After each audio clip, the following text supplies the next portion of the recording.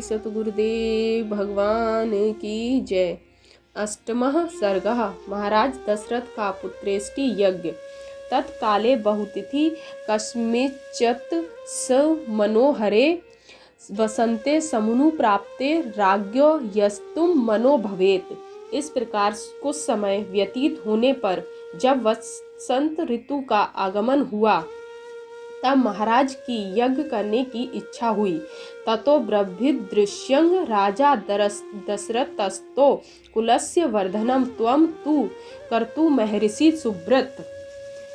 यज्ञ का निश्चय कर वे ऋषिगण से बोले, हे सुब्रत, अब आप मेरे कुल की वृद्धि के लिए उपाय कीजिए। मेधावी तु ततो ध्यातव्य स किंचिदित्तप्रुम लब्धा सनजतस्तु तु वेदज्ञो नृपं ब्रवीत।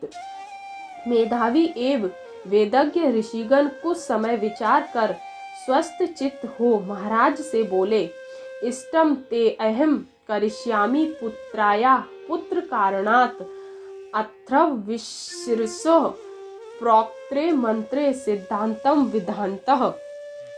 हे राजन, मैं आपके लिए अथर्ववेद में कहे हुए मंत्रों द्वारा विधिवत पुत्रेष्टि यज्ञ कराऊंगा। इसके विधि पूर्वक संपादन होने से आपका मनोरथ अवश्य पूर्ण होगा।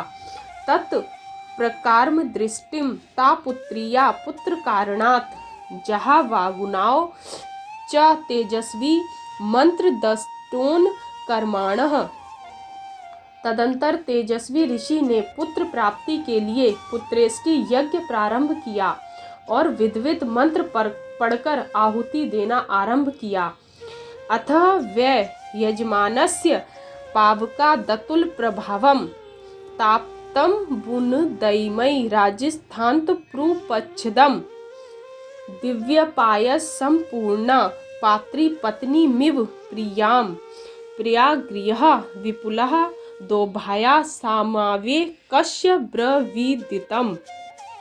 थोड़ी देर के पश्चात महाराज दशरथ के आहवनीय अग्निकुंड से अतुल प्रभायुक्त स्वर्ण से निर्मित और चांदी के पात्र से ढके दिव्य खीर से पूर्ण पात्र को प्यारी पत्नी के समान दोनों हाथों में लिए हुए ऋषिगण ने महाराज दशरथ की ओर देखकर कहा, इदुम तु निर्पशार्दुल पायस देव निर्मितित प्रजाकरम ग्रहणाम त्वम धन्यर यो भ्रवातनम। हे नरशार्दुल, यह खीर विद्वानों द्वारा यज्ञ अग्नि में निर्मित की गई है। यह पुत्रोत्पादक, प्रशस्त और आरोग्यवर्धक है। इसे आप लीजिए। भार्याणामु रूपाण मनोशिस्तते प्रच्छ वे ततु त्वं लपस्य पुत्रनार्थार्थे यजमेश नृपः। इससे आप अपनी अनुरूप पत्नियों को खिलाइए। इसके प्रभाव से आपको पुत्रों की प्राप्ति होगी जिसके लिए आपने यह यज्ञ किया है। तथेति नृपतः प्रीतः शिरसा प्रतिगृहताम पात्री देवान संपूर्णा देवदत्ता हिरण्यायम। बहुत अच्छा, ऐसा कहकर और प्रसन्न हो राजा दशरथ ने विद्वानों द्वारा निर्मित एवं प्रदत्त खीर से भरे स्वर्ण पात्र को सिर झुकाकर ग्रहण किया। सोऽन्तपुरः प्रवेश्य कौसल्या मिदं ब्रवीत, पायसं प्रतिगृहीष्वा पुत्र्या विदमात्मनः। तदंतर महाराज दशरथ रानीवास में जाकर कौशल्या जी से बोले, लो, यह खीर है, इससे तुम्हें पुत्र की प्राप्ति होगी।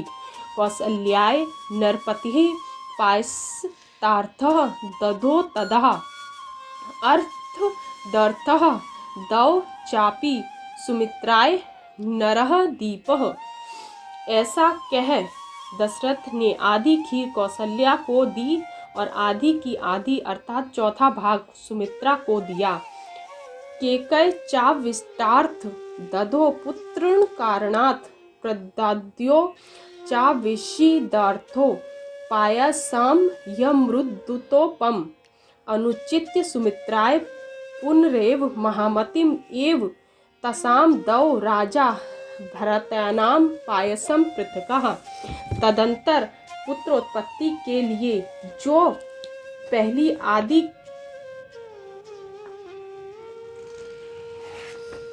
खीर बची थी वह केकई को दी। फिर कुछ सोचकर महामती दशरथ ने केकई को दी खीर का चौथा भाग पुनः सुमित्रा को दिया। इस प्रकार राजा ने यह खीर रानियों को पृथक पृथक बांट दी। तश्चैव पायसम प्राप्त नरेन्द्रस्योत्तमित्रस्य सम्मानम मनेरहे सर्वो प्रभातोत्तितचस्तते।